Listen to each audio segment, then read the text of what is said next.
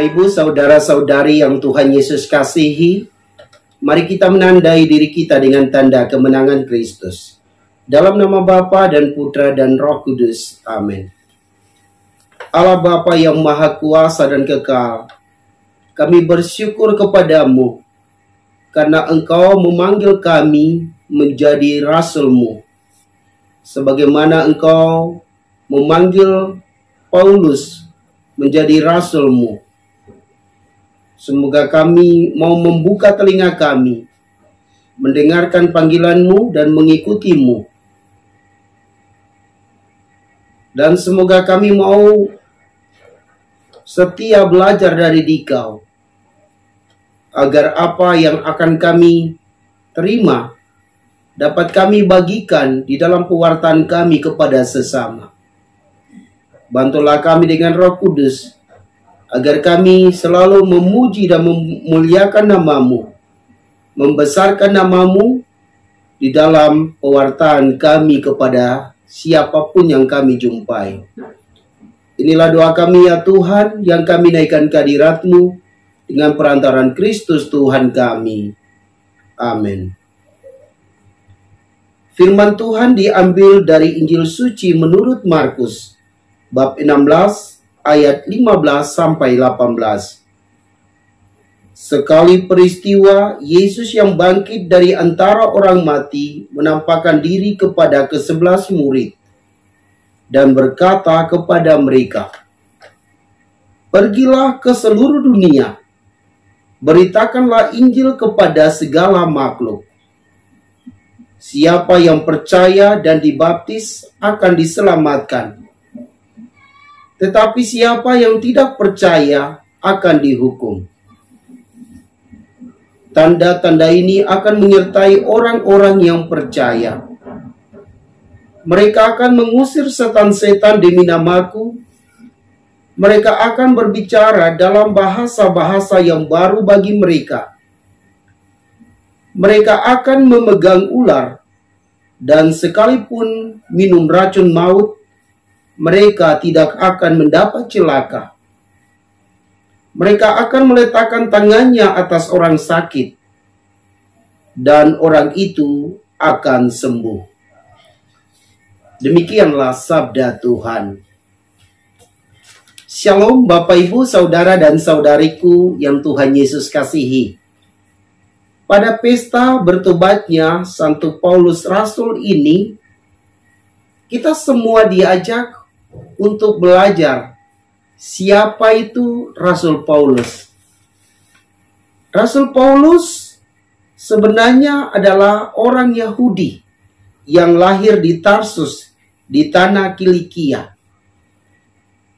Ia belajar dari seorang yang namanya Gamaliel, sehingga Rasul Paulus ini amat mengetahui hukum Taurat. Dia selalu menegakkan hukum Taurat di dalam hidupnya. Ketika ia mendengar dan melihat bahwa ada penganut-penganut jalan Tuhan yang mengikuti ajaran Tuhan Yesus di dalam kehidupan harian mereka, ia berusaha untuk menangkap penganut-penganut jalan Tuhan itu. Ia menganiaya para pengikut Tuhan itu. Akan tetapi, suatu ketika dalam perjalanannya ke Damsyik, Allah menampakkan diri kepadanya. Dan dalam penampakan itu, Rasul Paulus akhirnya bertobat. Setelah matanya buta, kemudian ia dibawa ke Damsyik, lalu didoakan oleh Ananias, lalu matanya bisa melihat lagi. Dia akhirnya mencintai Tuhan lebih dari yang biasanya. Ia berjuang untuk menjadi murid Tuhan dan diterima oleh ke-11 murid Yesus. Lalu ia berjalan dari kota ke kota, dari desa ke desa, untuk mewartakan Injil Tuhan kepada segala makhluk. Bapak, Ibu, saudara-saudari yang Tuhan Yesus kasihi, peristiwa bertobatnya Rasul Paulus yang kita peringati pada hari ini sesungguhnya mengajak saya dan Anda semua untuk mau bertobat seperti Rasul Paulus. Bertobat berarti mengubah haluan kita, mengubah cara pandang kita yang keliru tentang Tuhan. Lalu kita berusaha untuk datang mengikuti panggilannya, karena Ia setia memanggil kita menjadi muridnya. Maka datanglah kepada Tuhan Yesus, belajarlah darinya, dan berusahalah untuk memahami apa ajaran Tuhan Yesus itu. Kemudian bersiap-siaplah untuk menjadi utusan Tuhan kemana saja Tuhan kehendaki. Seperti yang kita baca di dalam Injil Markus pada hari ini. Orang yang mengikuti Tuhan Yesus dan yang percaya kepadanya akan mampu mengusir setan-setan demi nama Tuhan Yesus. Mereka akan berbicara dalam bahasa-bahasa baru. Mereka akan memegang ular, dan sekalipun meminum racun, mereka tidak akan mendapat cilaka. Selain itu, mereka juga akan meletakkan tangannya atas orang sakit, dan orang itu akan sembuh. Inilah tanda-tanda yang akan kita alami di dalam pewartaan kita. Percayalah bahwa Allah telah memberi kuasa itu kepada kita.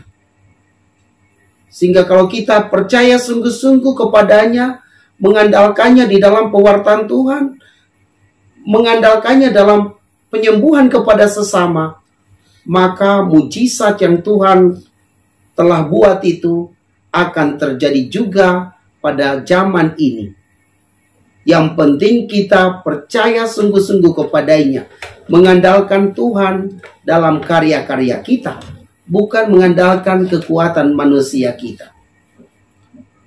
Bapak, Ibu, saudara-saudari yang Tuhan Yesus kasihi, Tuhan mengutus Anda dan saya untuk menyampaikan kabar baik atau Injil kepada segala makhluk di seluruh dunia saat ini.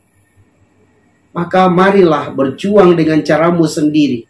Mintalah pertolongan Roh Kudus untuk membantumu, supaya engkau dapat melaksanakan tugas pewartaan Tuhan di dalam profesimu saat-saat ini.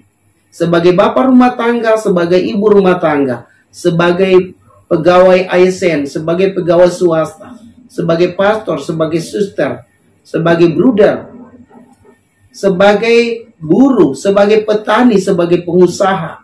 Kita semua dituntut untuk mewartakan Injil Tuhan di dalam karya-karya kita itu. Kita berusaha supaya orang-orang yang bekerja dengan kita mendapat kabar sukacita dari kita, sehingga kelak mereka percaya kepada Tuhan, kepada Allah Bapa, Allah Putra, dan Allah Roh Kudus. Semoga demikian. Marilah berdoa. Ya Tuhan, bantulah kami dengan Roh Kudus, agar kami dapat menghadirkan tanda-tanda yang Engkau lakukan di dalam hidup ini bagi orang-orang yang mendengarkan pewartaan kami, sehingga akhirnya mereka bertobat dan percaya kepada Engkau, kepada Allah Bapa, Allah Putra, dan Allah Roh Kudus di dalam kehidupan harian mereka. Bapa yang Maha Baik, inilah doa kami yang kami naikkan ke hadirat-Mu dengan perantaran Kristus Tuhan kami. Amin. Semoga Bapak, Ibu, saudara-saudari diberkati dan dibimbing oleh Allah yang Maha Kuasa, Bapa dan Putra dan Roh Kudus. Amin.